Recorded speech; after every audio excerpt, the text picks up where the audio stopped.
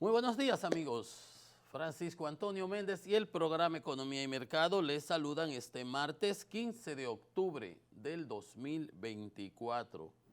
27 grados Celsius aquí en La Julia, Distrito Nacional, y parece que el presidente tenía algo por ahí por donde yo venía, porque el tapón, me pasaron 4 cambios de semáforos ahí cerca del embajador, y un solo tapón era lo que había en el día de hoy, ¿verdad? Bueno, no sé qué era, parece ser que el presidente tendría algo porque veíamos ahí a los CUSEP, el cuerpo de que seguridad presidencial. Pero llegamos a tiempo, por suerte. Aquí estamos, como cada día, al lado del cañón, compartiendo con ustedes pues las más variadas informaciones del mundo local, sociopolítico e internacional. Bueno, tenemos que se inician votaciones anticipadas hoy en Georgia, en Atlanta, en Estados Unidos. Ya hay estados que van votando, llevan más de 4 o 5 millones de votos emitidos de esas votaciones adelantadas que se votan por correo además, pero estas son adelantadas donde están en los locales ya habilitados y las elecciones son realmente en 3 semanas, 21 días me parece que faltan, que eso da 3 semanas, 7 por 3, 21, el 5 de noviembre. 5 de noviembre, o sea que ese martes se estará votando dentro de 3 semanas en los Estados Unidos. Los candidatos pues hoy están en Georgia porque le decía que inician las votaciones adelantadas, ya están votando, empezando a votar en urnas. Aparte de las votaciones que se hacen por cartas, por correo, allá es muy seguro el correo. Aunque Trump, cuando no le conviene, anda hablando de eso y alegando que por eso perdió y los jueces les fallaron 65 casos en contra, pero él ha seguido con eso y ha seguido explotando esa situación, tanto la inmigración, y le ha sacado gran provecho. Y obviamente la contienda indiscutiblemente que está muy cerrada. Son 7 estados, lo decimos permanentemente aquí, los pendulares como se les llama, los swing states, que son en la zona de arriba de los Grandes Lagos, que se le llama el cinturón del óxido, donde estaban esas grandes industrias que se mudaron con el cambio para China y esa zona, y eso quedó, y ahí hay mucho obrero, blue collar como le llaman, cuello azul, los cuello blanco, ustedes saben, crimen de cuello blanco son los de Wall Street, de los banqueros, las camisas blancas, muy elegantes, ¿verdad? Se llama white collar y blue collar, por eso, azul y blanco. Los de azul son los que usaban los mamelucos, trabajo, los obreros. Y bueno, esa zona, el Rust Belt, que son Pensilvania, Wisconsin y Michigan, que es una pared, siempre ganan los demócratas o ganaban, se está luchando. El que gane ahí, si gana Kamala, con esos 3 estados coge los 1,270 votos. Está el Sun Belt, el cinturón del sol, que tiene en el sur, Georgia, las Carolinas, Florida, ¿verdad? Pero en realidad Georgia y Carolina. Y en la parte desértica por allá, Nuevo México, Nevada y Arizona. Entonces, ahí están, son los 7 estados donde se van a decidir las elecciones. Trump no ha salido a entrevista, lo tienen como que escondido. Kamala le sacó ayer su reporte médico y exigiéndole que presente el de él, porque antes ellos le hacían bullying a Biden, que Biden está un viejo turulato, que está cayendo, que no tenía salud, que cómo va a ser. Ahora Kamala le hace lo mismo a Trump. Y la realidad es así. Y cuando participa en sus cosas, con toda su gente ahí, el que lo ve de fuera dice, ¿cómo es que la gente aguanta tanta bobería hablando de ese hombre ahí? Pero es así, está todo el mundo dividido, dividido. De hecho, lo último que acaba de decir en entrevistas, por eso es que no lo quieren sacar más, y ni siquiera fue al debate, no quiso ir al debate con Kamala, ni fue a la entrevista de 60 Minutes, que eso desde la época de los 60, ese programa es especial y se hace, y todos los candidatos van y discuten y todo, porque a él no le pueden hacer fact-checking, como se dice. Fact-checking es el chequeo de las mentiras que tú dices. o de las cosas que tú dices. Si es verdad, perfecto, no hay problema, pero si tú dices una mentira, no, mire, eso no es así. Ah, no, ellos no van donde le hacen eso. Oiga, qué hipocresía y qué falta de seriedad. Y eso no, para ellos no pasa nada, para toda esa gente que andan atrás, los trompianos, como yo digo. Pues bueno, ahora dijo recientemente que iba a usar la Guardia Nacional si se presentaban qué sé yo qué cosa, aunque él no es presidente, pero lo amenazó con hacerlo en su anterior gestión, lo dijo el ministro de Defensa Spears. Ninguno de los que ha trabajado con él dice que no, que es un peligro para los Estados Unidos. Y le dice Kamala que Donald Trump está cada vez más inestable, desequilibrado y busca un poder sin límite. Eso es lo que quiere. Quiere usar las Fuerzas Armadas contra los ciudadanos estadounidenses. Dicen que el peligro está a lo interno de Estados Unidos. ¿Ustedes nunca habían oído eso? No, que no es China, ni Rusia, ni Irán. No, son los propios ciudadanos americanos los que están en contra de sus actitudes fascistas, como le dijo el general Mark Milley, su el chairman del Estado Mayor, el presidente del Estado Mayor, la posición más alta en el término militar. Le dijo, es lo que es un fascista de tomo y lomo. Entonces, para que ustedes vean, pero así están los Estados Unidos. Por eso dice Kamala que una de las razones que cree que firmemente que un segundo mandato de Trump sería un gran riesgo para Estados Unidos, esencialmente peligroso. Pero la gente parece que no le para eso. El enemigo interno, en mi opinión, es más peligroso que China, Rusia y otros países. Oigan eso.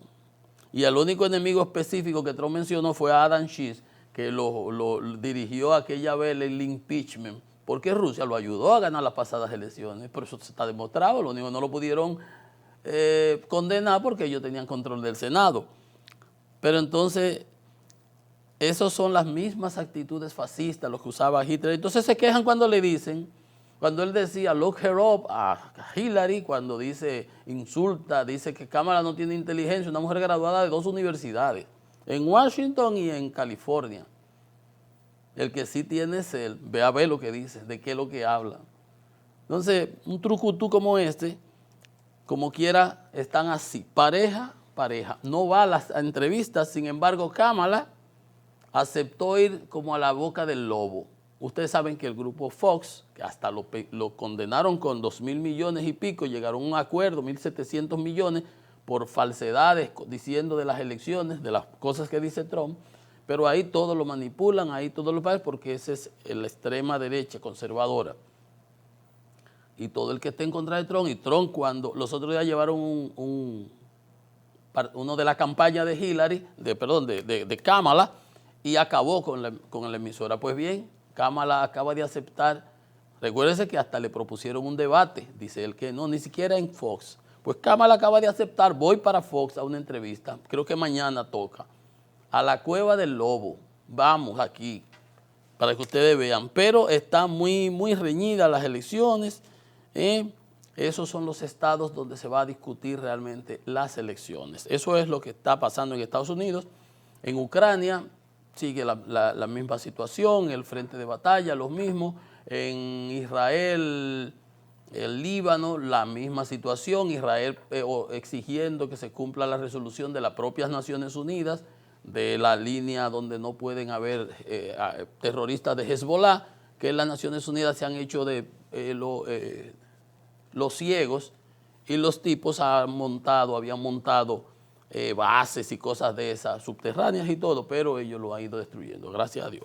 Porque lo que se quería hacer era lo mismo que hicieron los de Hamas en las localidades colindantes a la Franja de Gaza.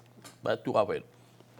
Eso tenemos en Estados Unidos y en el mundo. Los mercados de los combustibles siguen igual. Ayer bajó porque la tensión de si va a haber un ataque, que todo el mundo lo prevé, todo el mundo lo sabe. Estados Unidos mandó unos equipos con unos sistemas antimisiles muy sofisticados, adicionados, que se van a adicionar a todos los que tiene Israel, el Iron Dome, el David Sling, la onda de David, que para los cohetes, para los misiles de mal alcance, y luego el Arrow 3, que son para los misiles balísticos intercontinentales de otro alcance. Bueno, los americanos mandaron eso para allá como una medida de disuasión a Irán, para que sepa, pero que lo que se espera es la retaliación de Israel. Sin embargo, eso a los mercados de combustibles le ha venido afectando, pero por ejemplo ayer cayó, hoy está en 71,60, cayó $2.23, un 3%, con relación a como había cerrado. Y recuérdese que estuvo hasta en 70 y pico, pero 71,60, buena noticia para el gobierno, que tiene que tomar mañana, hacer el corte con estos nuevos valores. 187 millones fue lo que se calculó la semana pasada, 187, 200, no recuerdo, es irrelevante, pues será menos en esta ocasión. Eso es lo que tenemos a nivel internacional. A nivel local, veamos, el gobierno, dice Diario Libre, está dispuesto a revisar la reforma fiscal. Todo el griterío de la población. Ahorita vamos a entrar en eso. Leonel Fernández rechaza impuestos, que hizo su participación en la mañana temprano, exigía que eso se discutiera, consenso, y lo criticó de manera profusa. Ahorita vamos a entrar en unos instantes.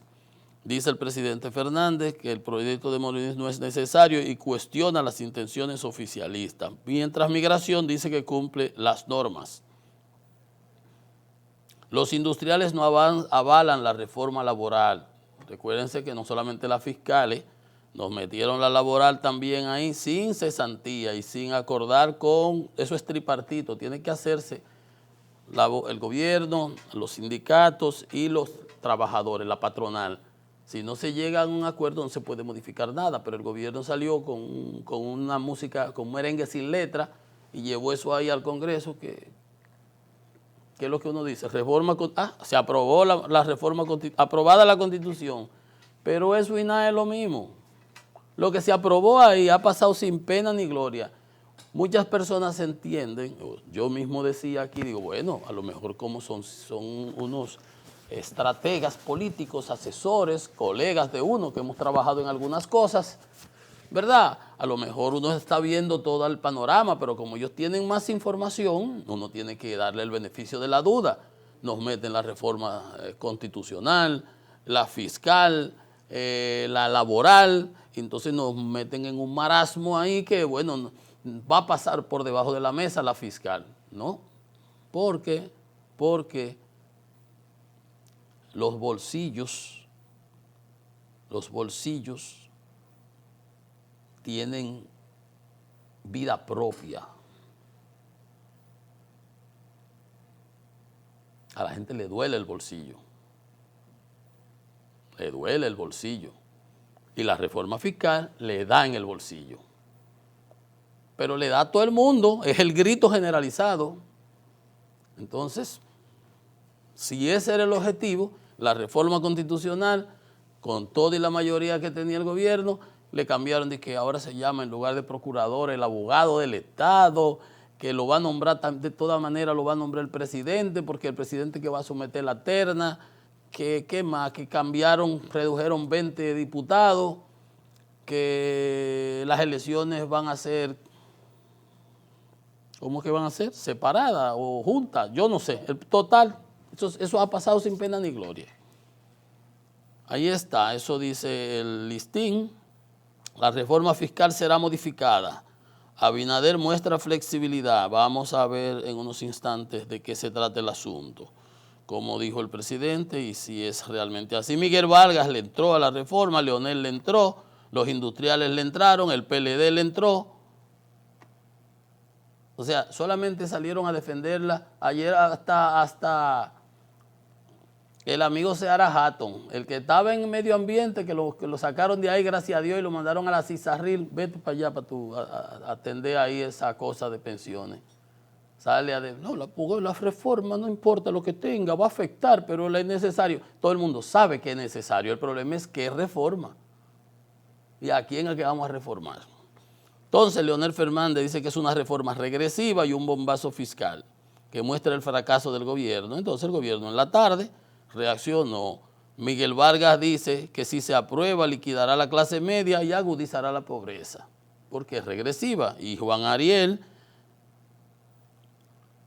dice que si la reforma fiscal es inevitable, hay muchísimas otras alternativas que muchas otras personas han dado que también si no es la solución única, pero por lo menos parte del paquete. Y si tú me vas a poner impuestos por 12 y tú tienes la solución de la alternativa de diluir ese 12 con otras acciones y medidas y que en lugar de 12 sea 6, pues yo creo que el golpe es menor y es más llevadero y más soportable, porque es que es una carga. O sea, usted va cargado con una cosa en la cabeza y usted nunca ha cargado nada, yo tampoco, pero vamos a decir, usted va cargado, entonces viene y le ponen más cosas encima. Usted lo que se ve a hundir. Entonces eso es lo que pasa. Cuando los técnicos secos, como le llaman en algunas, despectivamente en algunas ocasiones, en aire acondicionado se ponen a diseñar y a jugar con la vida de cientos de miles de millones de personas como si las sociedades fueran una probeta de ensayo. Cuando uno estaba niño, que nos compraban esos juegos de química para que nosotros mezcláramos y cosas, ¿se acuerdan? Había unos amigos míos que cogían hasta los pobres lagarticos que lo íbamos y le hacíamos toda esa locura de uno, ¿verdad? O experimentos. Las sociedades no son probetas de ensayo ni experimentos, porque hay reacciones que las sociedades a veces tienen que no son las más controlables, como en un ambiente de un experimento. Entonces resulta que tú le echas agua, un zinc y ¡pum!, explota la cosa y se arma el lío, se incendia el laboratorio. Bueno, entonces esas son las cosas que los técnicos debieron hablarla, consensuarla.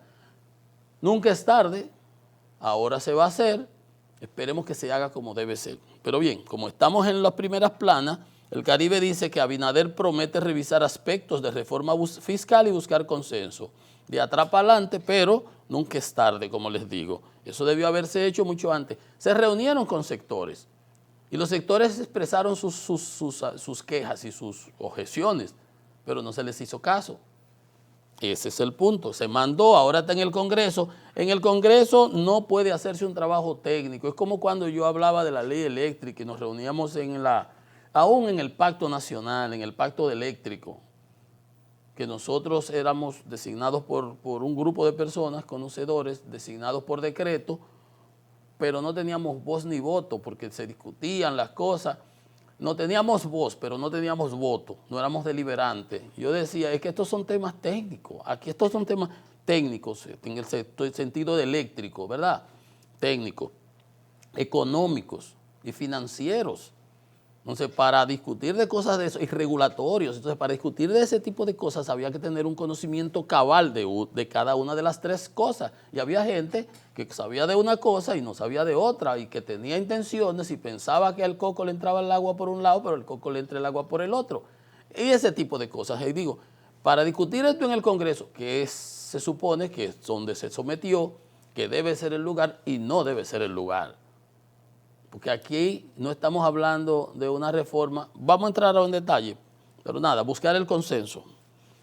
No estamos hablando de una sola cosa, estamos hablando de demasiadas cosas. Es que ayer, por ejemplo, hacía Andy un trabajo y desglosaba todas las retajilas de cosas que tiene ahí que son contraproducentes y que son contrarias a lo que se busca. Y por demás hay otros que dicen que lo que se aplicó no alcanza, que dentro de 3 años habría que volver a hablar por otra reforma y que el gobierno busca reducir déficit, pero ya dice que va a reducir déficit, pero ya tiene los 122 mil millones que va a conseguir destinados para las áreas, 6 áreas.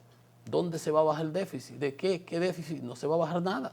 Bueno, voy a usarlo.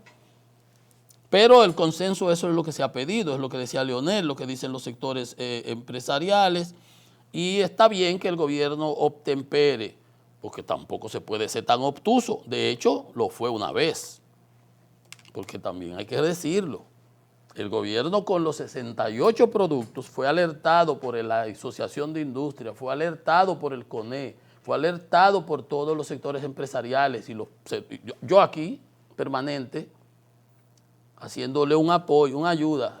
Hicieron el de Barajute, eso, parece que había compromiso, había que favorecer no sé a quién, a los importadores, eso, que habían financiado, 168, alguien dijo una vez. y lo pasaron, ¿se acuerdan? No ayudó en nada, porque la inflación que había era una inflación monetaria. El Banco Central tenía que subir la tasa porque metió 215.000 millones a la economía, como hicieron en Estados Unidos, como se hizo en muchos países por el COVID. No está mal. Hay que hacerlo en determinados momentos, como decíamos ayer con lo del Fondo Monetario, que los pagos esos elevados son procíclicos. ¿Recuerdan que le hacíamos el comentario? O sea que cuando la situación, la economía está floja, entonces tú bajas las tasas para que la gente tenga facilidad de tomar crédito a menor tasa de interés, menor costo, para que haga proyectos que no tengan que tener una tasa interna de retorno tan elevada porque la tasa es competitiva. Todo ese tipo de cosas. Y lo contrario, cuando la situación está caliente, la economía en inflación, entonces tú subes la tasa de interés para enfriarla. O sea, políticas anticíclicas. Si está floja, meto dinero en contra de esa situación para que se dinamice. Si está caliente, la enfrío metiendo, reduciendo, encareciendo el dinero. Y ese tipo de cosas son las que no han estado en el tapete ni discutidas, y aunque se oyeron sectores, porque anda todo el mundo al grito, porque los oyeron pero no le hicieron caso. Se impuso la tecnocracia, una tecnocracia autodenominada que hoy me río porque dice, Leonel Fernández dice, le dijo de todo, ¿verdad?, que la propuesta contradice la estrategia, que es regresiva, que le carga los impuestos a los más vulnerables, como decía Miguel Vargas también, a los más pobres, que es una provocación al pueblo que podría generar ingobernabilidad, advertido lo que pasó en Colombia, lo que pasó en Kenia, lo que ha pasado en muchísimos sitios. Le impone una carga desproporcionada a los consumidores con el impuesto del IVA. El ITEVIS, además, ya no se va a llamar ITEVIS, sino IVA, impuesto al valor agregado. Ah, no, que nada más le vamos a cambiar el nombre, porque esas son las cosas. Usted le dice a la gente la que no solamente se le cambia el nombre, porque el impuesto a la transferencia de bienes industrializados y servicios, eso significa, esa es la ITEVIS, impuesto a la transferencia de bienes industrializados y servicios. Entonces, usted paga ese 18, pero resulta industrializado.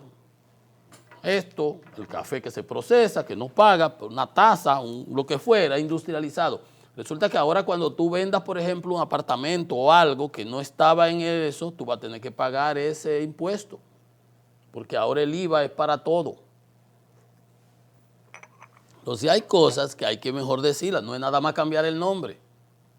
Entonces, dice Leonel, de nuevo, eso es público, que el 72% de los ingresos provendrán de los impuestos indirectos, el selectivo al consumo, el ITEVI, que es inaceptable que productos esenciales de la canasta básica se le ponga molondrón, carne de cerdo, carne de res, los embutidos, los refrigerados, etcétera, etcétera. Y que lo que pasa es que el gobierno ahora quiere usar esa reforma fiscal para financiar el desastre económico en que sometió el país, que dice que se gastaron, que incrementó el gasto público en un 90% del 19 al 24, con 674.000 millones. 674.000 millones de pesos, que este es el gobierno que más recursos ha manejado durante todas las administraciones y el que menos gasto de capital ha realizado. Aquella política de varilla y cemento que el presidente Balaguer tenía como norte y que Leonel Fernández también, y hasta Hipólito y hasta Danilo han invertido más que este gobierno, que lo que ha hecho es gastarlo en gasto corriente. También criticó la eliminación de los incentivos a sectores claves para la productividad y la generación de empleo, lo mismo que están diciendo los industriales. Y decía al gobierno que convoque un diálogo con los diferentes sectores. Antes de imponer más impuestos, el gobierno debe tomar medidas para reducir la evasión, racionalizar su gasto y disminuir la deuda. Eso fue Leonel en la mañana, y ya en la tarde, que eso es lo bueno de ese programa que pone al presidente en tono, dice el gobierno que va a aceptar cambios al proyecto de reforma, que está abierto a ceder en varios aspectos, me gusta esto, dice en varios aspectos, pero yo quiero hacer un comentario porque dice que hay que revisar varias de las propuestas. Eso es el presidente, que nos tomaremos estos días para buscar consenso, eso es positivo. Y después de ahí hacer una reunión tripartita entre el Congreso, los sectores y el gobierno. Yo creo que el Congreso no tiene nada que hacer ahí, el gobierno tiene que ponerse de acuerdo con los sectores empresariales, con los sectores políticos y después hubiera sido, lo que yo entiendo, aunque está en buenas manos con Pacheco, que sabe manejar ese tipo de cosas, someterle la propuesta consensuada al Congreso. Pero anyway, si es de atrás para adelante o de adelante para atrás, eso no importa.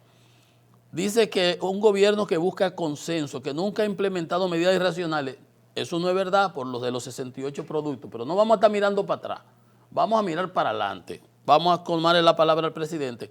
Ahora, el presidente lo dijo muy claro, vamos a revisar, pero fíjense ustedes, el que hace la reforma, mi amigo, Jochi Vicente, el ministro de Hacienda, dice, si cometimos un error garrafal, estamos en disposición de analizarlo. Yo me digo, ¿cómo así? Usted lo lee, tú dices, no, pero eso está muy bien. Y eso a mí me da como un dejo de arrogancia. Sí cometimos. Oigan, oye, Jochi, ustedes han metido la pata hasta aquí. No hay un solo sector que no esté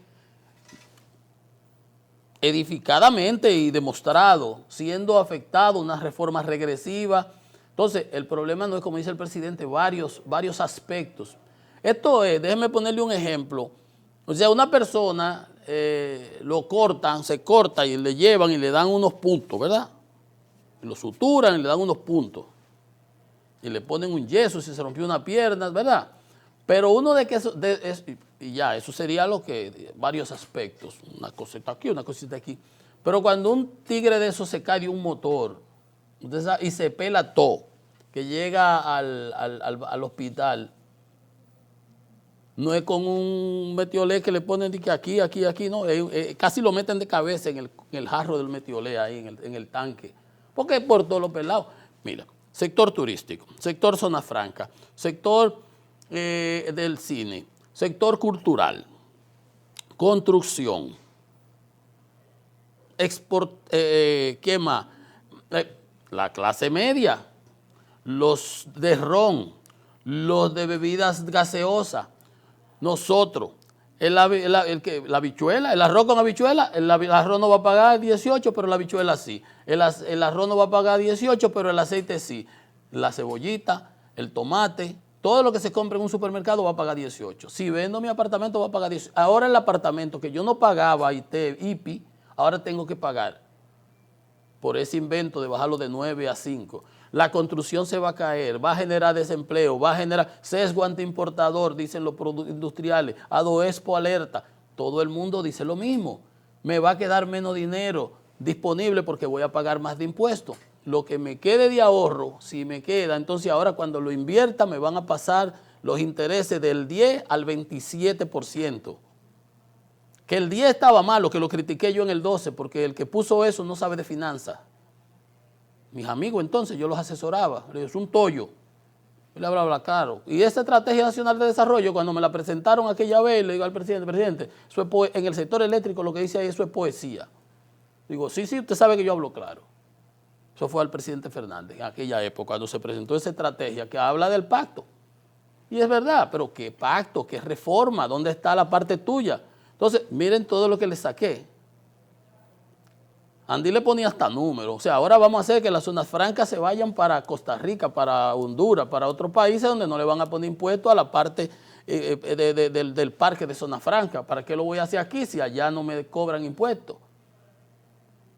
¿Para qué voy a invertir en un hotel aquí si ahora me van a quitar los incentivos que me están dando? O sea, ¿quién carajo fue que dijo, que pensó que poniendo numeritos para arriba y para abajo, esto no, porque eso tiene externalidades negativas? Impacto negativo en la población, en la producción, en el empleo, en el crecimiento económico. Es una locura.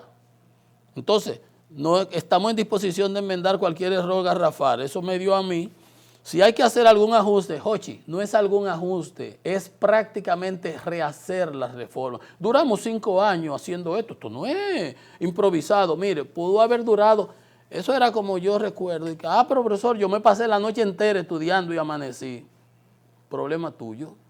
Yo llegué, leí el 10 minutos, fuimos al examen y yo pasé con 100 y tú sacaste 60. Te pasaste la noche porque a lo mejor tú no estudiaste durante el año o no te sabes la materia, o si tú estudiaste 10 horas y sacaste 60, entonces se supone que tú debieras estudiar 15 horas para que saques los 80. Y si yo con 10 minutos me sabía la materia y pasé con 100, lo importante es el resultado. No es que si hay que hacer algún ajuste, que eso hay que hacerle un ajuste total. Y no fue un error garrafal, Jochi, que se cometió ahí. Fueron errores capitales de conceptualmente hacer una reforma regresiva, porque es muy bonito decir hay que expandir la tasa, ampliarla del IPTEBI de 0 a 18 a un producto que no paga, al aceite. Pero ya los supermercados ya indexaron cantidad de productos que ya recogieron por esa incertidumbre que ha generado esto. Ahora hay propuestas que no, pero debió haber sido. Por ejemplo, el IPI, no, porque es de 9 a 5 que lo vamos a pasar, pero en otros países, en Estados Unidos, como anda por ahí el de Proconsumidor diciendo, no, pero la canasta básica de Estados Unidos, la de Honduras, pero en Honduras lo que comen es tortilla. Tú no puedes comparar una cosa con otra que no son equiparables. Pero creen que por mucho madrugar amanece más temprano y que salen todos a decir no, a convencernos de que eso es así cuando uno sabe que en los bolsillos eso le da a uno en la madre. Entonces, me reía de mi amigo Jochi, el presidente se mostró más, claro, abierto, vamos a revisar, vamos a los varios aspectos. Son varios, no, presidente, es la retajila de cosas. Ahí lo único que sirve de ahí es la eliminación del anticipo y 2 o 3 cositas más. Pero yo le digo, eso no es como que van a coger un esparatrapo para untarte el metiolé. Es como cuando esos tigres se caen, que salen todos pelados, que entonces lo que hay que coger como un spray y echarle así el metiolé a esa reforma. No un error garrafal, no, hay un error capital. Hasta sobreestimación y además no da los recursos, ni es para lo que se está buscando. Hay un sinnúmero de cosas que tiene que hacer ese diálogo tripartito que dice el presidente, si es con el Congreso, pues que sea con el Congreso, pero deben estar los partidos políticos que representan la sociedad, los sectores empresariales que defienden cada uno y alertaron para que se tomen en consideración, porque son muchas las cosas que hay que enmendar ahí, Son muchas las cosas que hay que enmendar. Pero dice Jochi que si se entiende que cometimos un error, es que él no lo ha entendido todavía. Como que yo llegué ahora, él no lo ha entendido. El grito entero de la población, yo quiero saber, aparte de los funcionarios y de 2 o 3 economistas que están obviamente muy bien motivados, ¿quién ha salido a defender eso? Nadie puede. Pacheco no descarta que los diputados modifiquen en las reformas que sometió el Poder Ejecutivo. No solamente la van a modificar, eso lo que debió haber sido es retirarla total, discutirla en el Consejo Económico y Social con los partidos, los sectores, ponernos de acuerdo en lo que se iba a tratar y entonces someterla, porque no es que es unas cositas que hay que hacer, es que eso hay que... Dice Pacheco que una cosa es lo que propone el gobierno y luego otras cosas ocurren cuando tú escuchas a los sectores. El problema es que por lo general lo que ha mandado el gobierno, los 68 productos exonerados de impuestos y TO2 hasta aquella vez.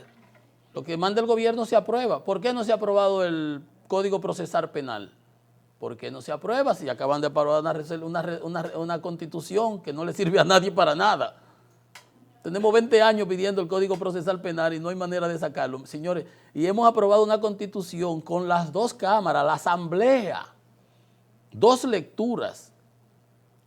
Y hemos cambiado 4 o 5 cosas ahí y no hemos sido capaces de aprobar el Código Procesal Penal porque tiene las causales y el gobierno no quiere asumir el costo. Ahora tiene este lío de la reforma fiscal y está diciendo que va a asumir un costo, pero se ha dado cuenta de que el rebú ha sido más grande de lo que se pensaba.